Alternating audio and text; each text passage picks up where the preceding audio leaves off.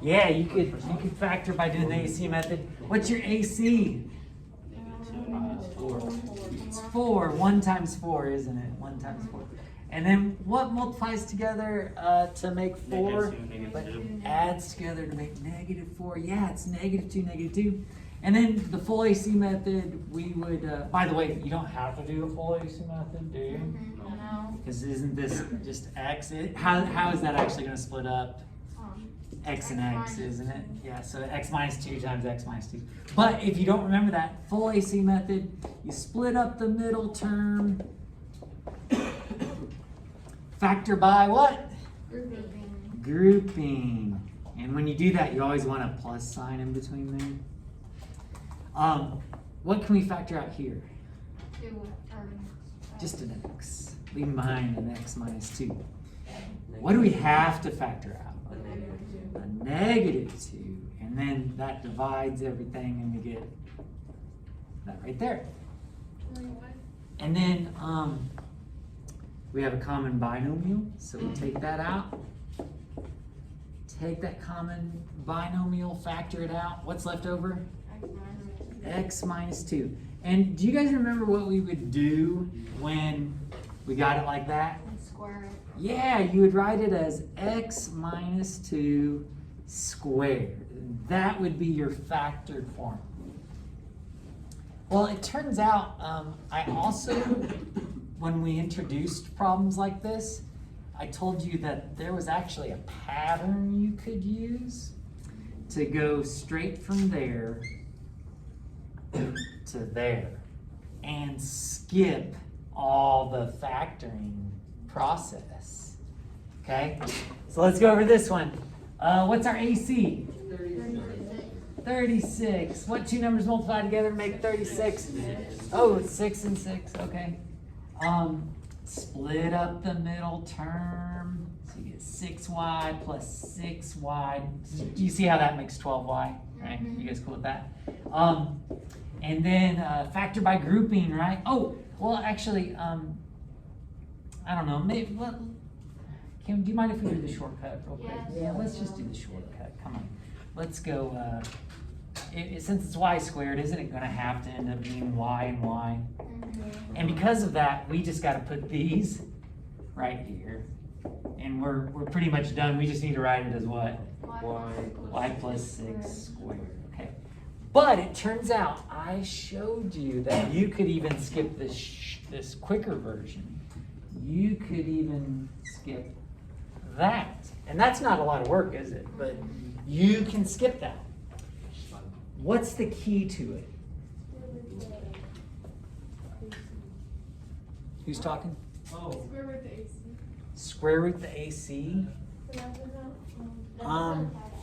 Yes. But you don't even have to think about the AC. Just look here. What's the square root of 4? 2. What's the square root of x squared? X. If these are perfect squares, you can go right to your answer and write it as square root of this, square root of this, squared on the outside. How did I get the sign though? Because of the middle number. It's the middle number. Now, the thing though that I stressed was sometimes the number here doesn't work out right. So what you do is you check real quick. Multiply these together, you get -2x. Times it by 2. Does it match that? It does. So you're good. Square root of y squared is y. Square root of 36 is 6. Positive. And then just check real quick. 6y times 2 is 12y. It matches. Okay, so for completing the square, we're going to be doing from here to here a lot. And so we want to do it quick. You guys with me on that?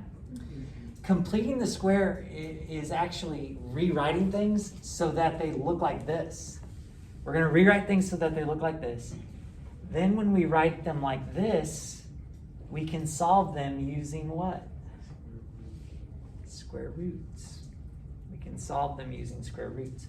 What's pretty amazing about this is what we're going to learn today can be used to solve any quadratic not just ones that are perfect squares, not just ones that factor. Any quadratic can be solved. Any quadratic, even if it has a b term, they can all be solved by completing the square. So this is a pretty powerful thing. Up to now, everything we've used to solve, they had to be kind of nice. Even graphing. Graphing, if it didn't cross perfectly, you'd have to guess, wouldn't you? There's no guessing with completing the square. You'll be able to solve any quadratic that you come across by doing what you're going to learn today. So, you guys ready to jump in? Yes. Yeah, let's do this. Let's do this. Do. Holler at me when it's about time for lunch, okay? Okay. My alarm goes off at time, you know what I mean? We're always making sure we get to lunch. Yeah. All right, so, let me write down what I was just saying. Completing the square. Completing the square may be used to solve every quadratic. Oh, and remember, like, quadratics are used to model gravity and stuff, so this is really helpful. Completing the square may be used to solve every quadratic. And in order to complete the square, we're going to need to do this technique right here. We're going to need to be able to find the C value that completes the perfect square trinomial.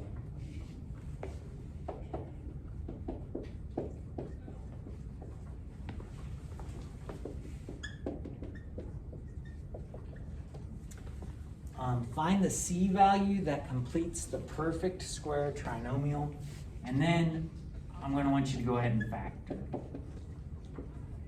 So this is a step that we're taking before we learn the whole process. We're going to get closer, but here's what we got.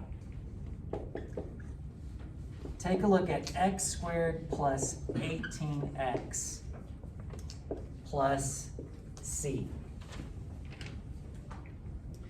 The question is what is a C value that would make this a perfect square trinomial? And it turns out the answer is 81. It is 81. How'd you get that so quick? Because 9 plus 9. Oh, so you're thinking like what needs to add up to this, and then you just multiply them together, you got a perfect square, didn't you? Yeah, no, that's absolutely right.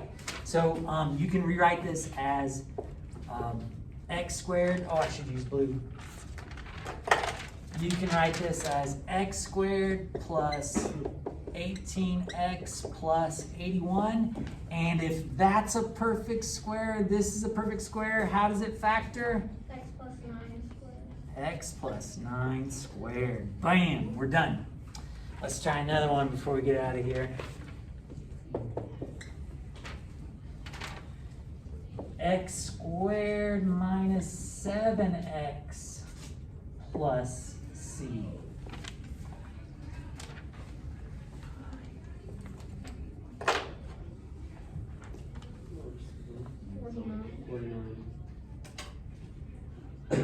Almost.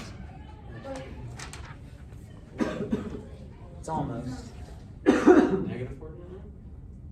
No.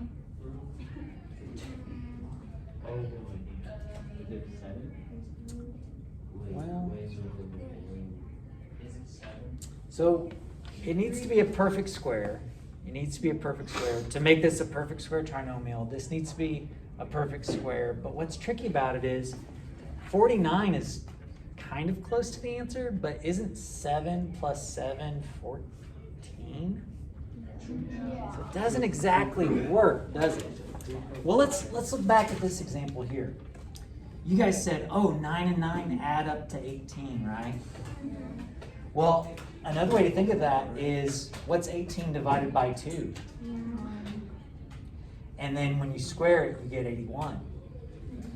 What's negative 7 divided by 2? Negative 3.5. Negative 3.5. Let's just leave it as a fraction. Negative 7 over 2. What happens when you square negative 7 over 2?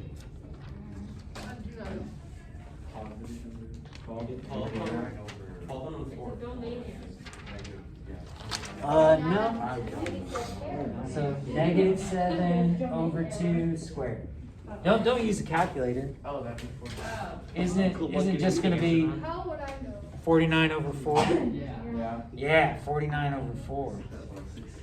So our perfect square is going to be, our perfect square trinomial is going to be x squared minus 7x plus 49 over 4. Now that's admittedly tricky. I get that. We'll summarize what we're doing here in just a second. Oh, if it is 49 over 4, that's perfect square, this is perfect square, what's our factored format? X minus 1 or 7 over X 2. minus 7 over 2. 749. Perfect squares, right? Perfect squares. What's the square root of 49? Square root of 4? 2. Wait, so like, why don't we just put that in there? Like, cause we already do 7 over 2. Right, we had 7 over 2 earlier, Yeah. I agree, but we had to complete the square. And what's gonna happen, Adelaide, is you're gonna have to put a number here, but then like balance it out. So you're gonna wanna put it there. I know what you're getting at though. All right, we'll stop right there and we'll pick back up after